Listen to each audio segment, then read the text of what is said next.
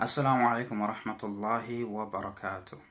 Today I want to again hop on the feminist a bit because I've been really thinking about, the great deal of feminists around these days and how feminism has really just ruined women, in my opinion. And not only women, but men and society in general. You find this claim amongst a lot of women, where they say chivalry is dead because guys don't want to help women out anymore, along the road or help her with her bags or open doors and things like that. Just, good old gentleman stuff not happening these days, getting less and less. And I blame feminism, basically, because there's this claim on the one hand where women benefit from being women, and men tend to, or have always tended to, incline towards women, give way for women, help women, and those are all good things, right up until women started saying that they don't need men, and that they, can manage on their own. And so men started developing this attitude, well, in that case, stand. If you're on the bus and there's a woman, it used to be normal for the man to get up, and give the woman the seat, But now men are not willing to do that anymore very often because the assumptions around that type of behavior, the basic assumptions, which was that women are more vulnerable, women are weaker, women are often pregnant, women have to be protected and looked after, for example. Those assumptions are going away, and so society obviously is evolving along with those assumptions, and that's only natural. But today what I want to talk about is, two different types of women, basically. Feminists, both feminists, okay? You get the one woman, feminist, the one I respect most of all, and the one that I sympathize with and even empathize with. And that is the woman who, is raised to believe that she should prioritize her career in her life. And I'm not talking about a job here, I'm talking about a career. So let us create this character, Exhibit A. Let us call her Samantha. Okay. So Samantha grows up believing that she should, pursue a career at all costs. She has dreams and ambitions. She wants to become a biochemist, or some science major. She studies hard. She dedicates, a lot of her life to her studies and then to her work. She gets a good job, but she's got to work her way up from a lab rat, and she eventually does so at great cost to herself, meaning in her doing so, in her focus, her single-minded focus on her career, which is often needed to excel in real careers like, in the sciences, it dawns on her one day at 35 that she's established in a career, but she's still single. She wasn't able to nail a man down, and she now has arrived at a place in her life where she might have liked to have gotten married and have kids, but she realizes this at 35. So what she does at that point is she says, she buys into the feminist narrative and she says, who needs a man anyway? And to some extent she's right, because for her that's true, okay? She lived her life for herself and her career. She arrived at a place at 35 where she's comfortable, and a stable man in her life may demand more of her than she would be willing to accommodate.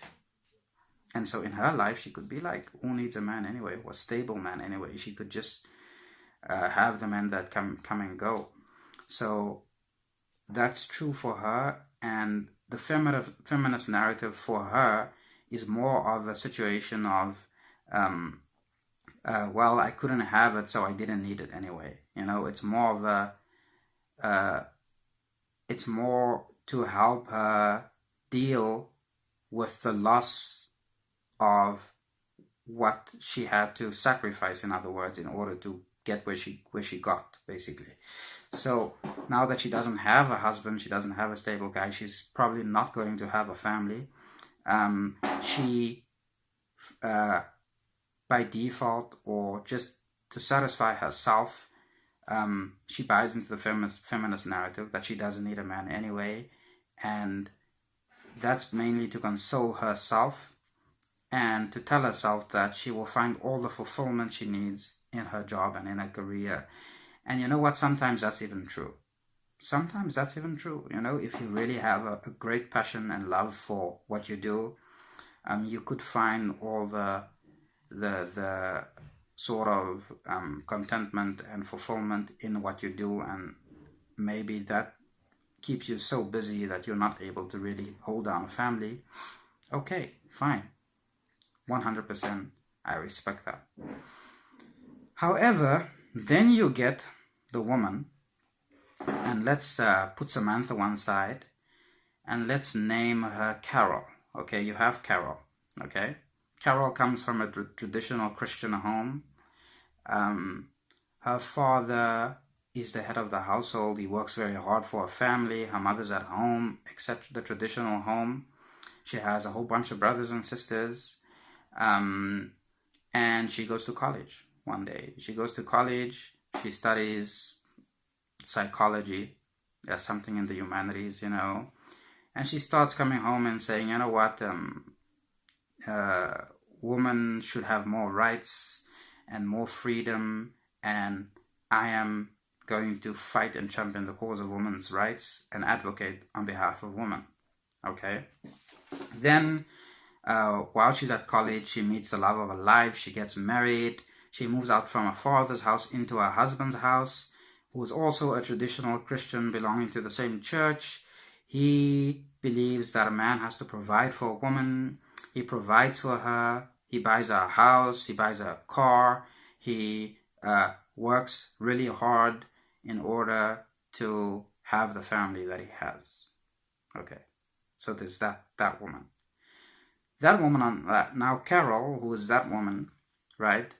She goes on and talks about, you know, fighting the tyrannical patriarchy, and, you know, having women be free and independent, and women should be allowed to do whatever they want to do, and they should not be answerable or held accountable by any man, etc. Okay, so she starts preaching that narrative to women out there.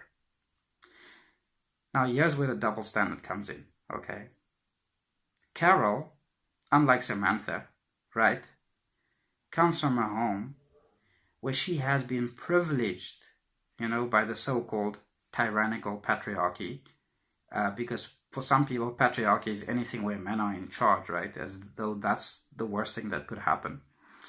And so she has been privileged by the so-called tyrannical patriarchy from her sheltered existence, where she was raised by a loving father and mother, with a father as the head of the household, where she moved out from her father's home into her husband's home, right?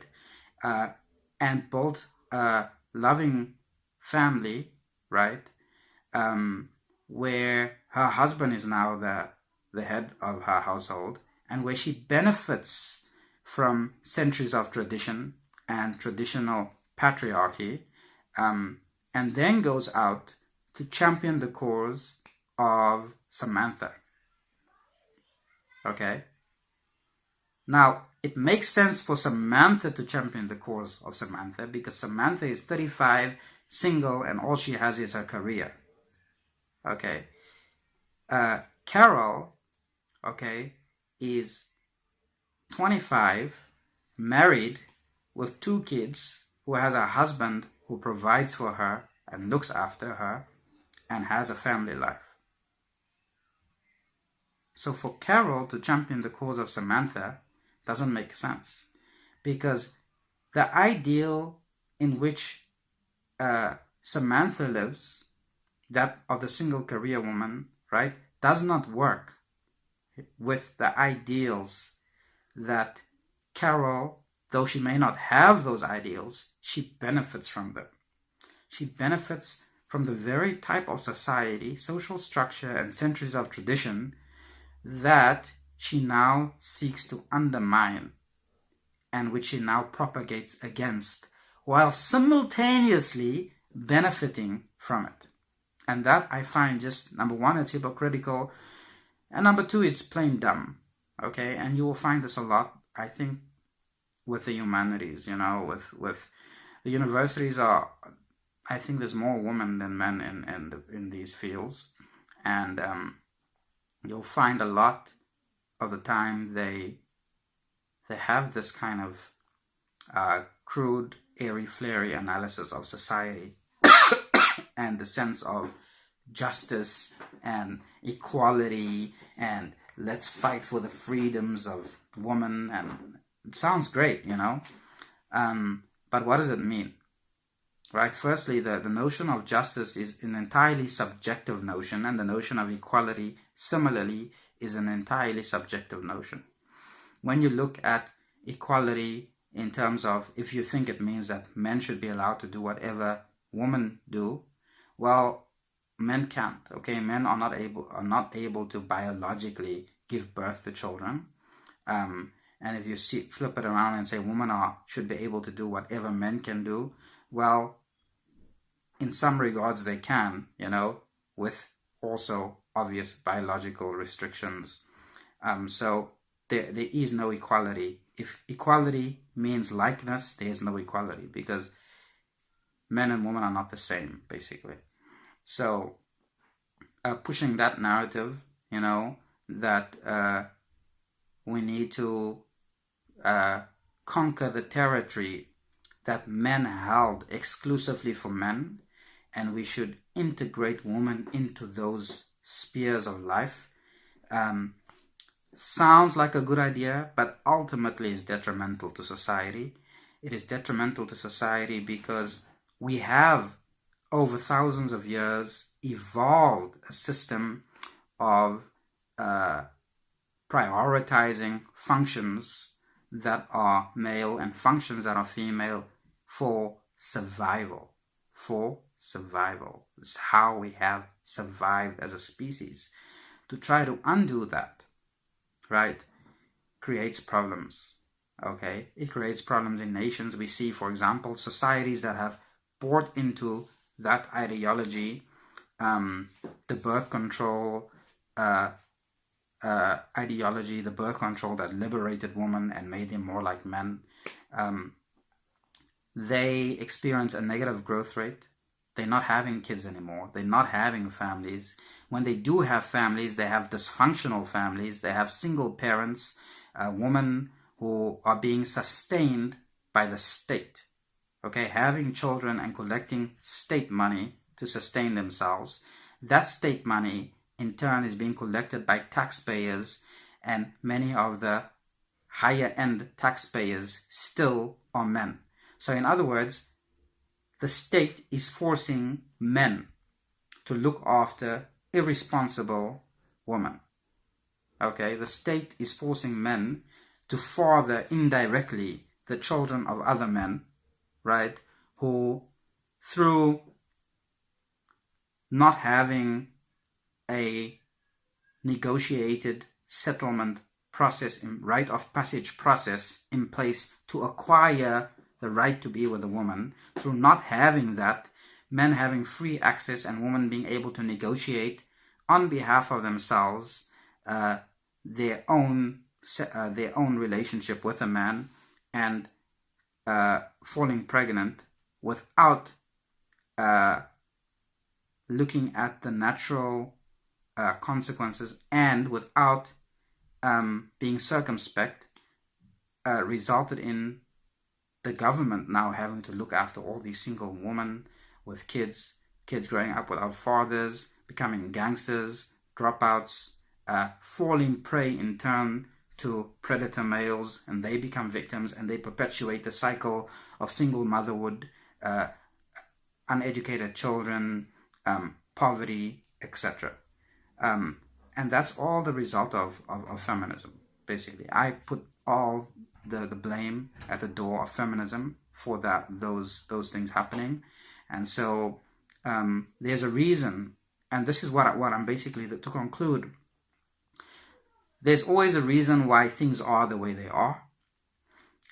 Before we go and try to shout injustice and tweak a system, let us first understand how the system works in its entirety. Okay? When we know how the system works in its entirety, which factors depend on which, and how they interlink and correlate and support one another, then we can tweak a system. When we don't, we're just shouting for justice and equality as loose ends floating around, tweaking the system haphazardly and randomly, and creating an ultimate catastrophe, which we then experience later on. Our children and their children experience the catastrophe we created with thinking that we are bringing about justice and freedom and equality. So thank you very much, and I hope that this will give you some food for thought.